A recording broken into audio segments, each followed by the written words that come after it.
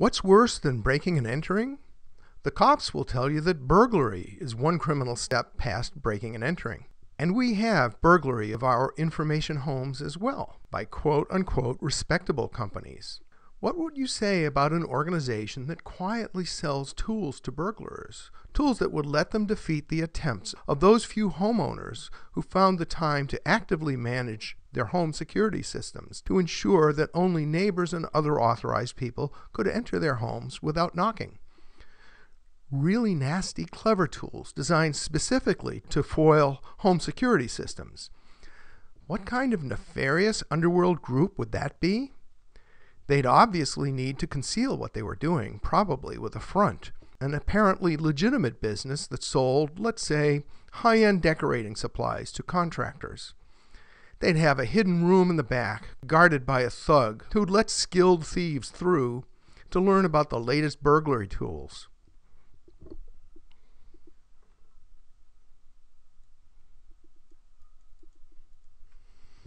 Adobe provides the tools for flash cookies, also called local shared objects or LSOs, which circumvent your explicit instructions to control the placement of cookies in your computer. Flash cookies or local shared objects never expire. They stay on your computer for an unlimited time. Local shared objects aren't little snippets of messages. LSOs can accommodate complex data structures that store 100 kilobytes compared to 4 kilobytes for standard cookies. LSOs store a small database on your computer without your knowledge.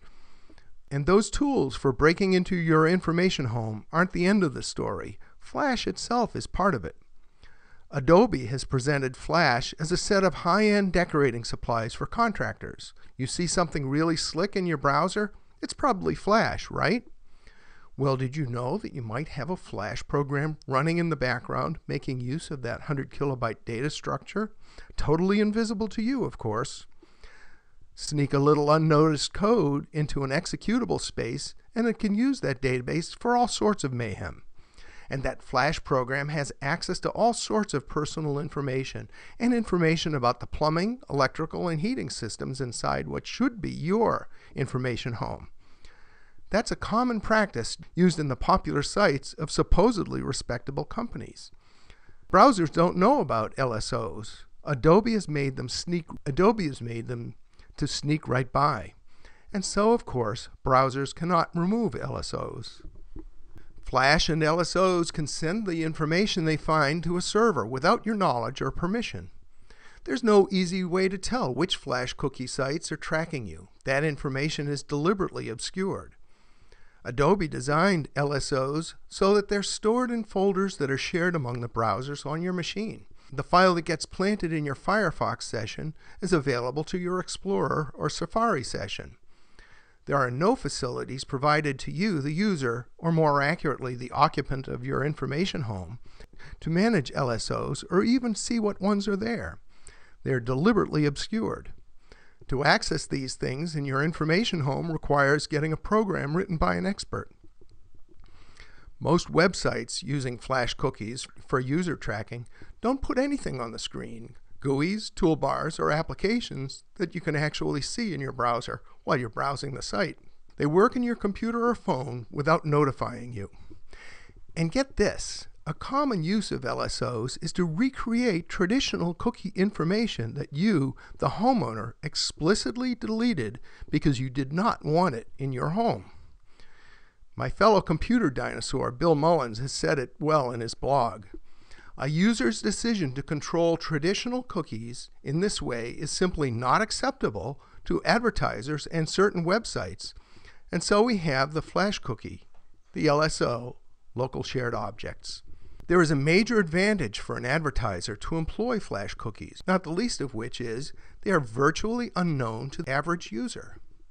Equally as important from an advertiser's perspective is they remain active on a system even after the user has cleared cookies and privacy settings. If you think this practice is restricted to shady websites, think again. Of the top 100 websites, over 50 use Flash cookies. But why narrow our view to Flash local shared objects? Really, with your information home so wide open, it's bound to have files and code planted there by a variety of intruders. The honest ones call themselves botnet builders and crooks. The others call themselves legitimate enterprises. But as we've noted earlier, your visits and clicks around the web create a remarkably complete set of data about you. Armed with your information and mine and everyone's, they're able to manipulate our perceptions more skillfully than ever. Those purportedly respectable companies call the stuff they plant in your computer adware. It's called spyware when the less respectable organizations do it. But when you examine adware and spyware, there's very little difference between them. If those supposedly legitimate companies did this sort of thing years ago, if there were computers back then, it would have been called something other than spyware or adware. It would have been called fraud, or perhaps theft. Fraud and theft are related crimes. Tricking you into giving your property to another is called fraud. Taking your property is called theft. So let's not beat around the bush. When we talk about preventing invasion of your privacy, we're talking about preventing crime. Just because the perpetrator is purported to be a respectable company does not mean that their spyware or adware or whateverware constitutes anything other than criminal activity. Somehow we've become conditioned to accept fraud and theft as normal business practices. That must change. An important part of the change starts with respecting property rights, starting with some of your most important property. That property is the information that identifies you. Because if information about you isn't your property, then whose property is it?